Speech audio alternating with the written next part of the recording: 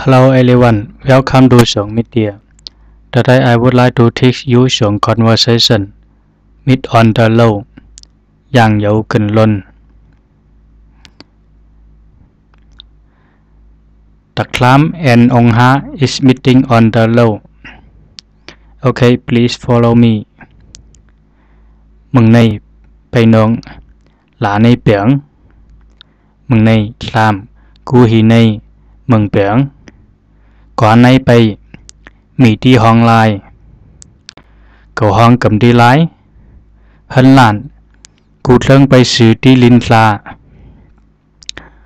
Cú ý dắt bay sự đi bắc.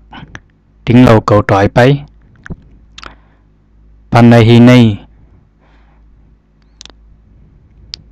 Okay, please follow me again.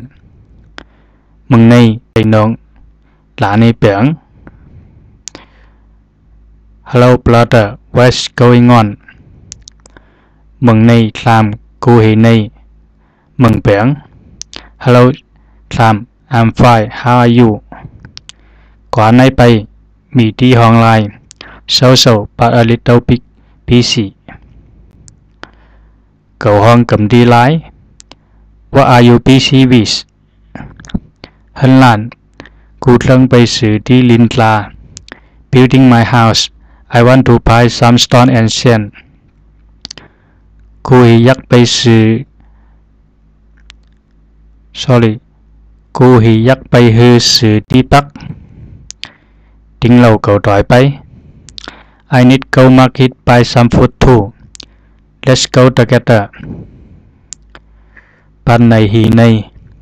That's okay. Okay, thank you.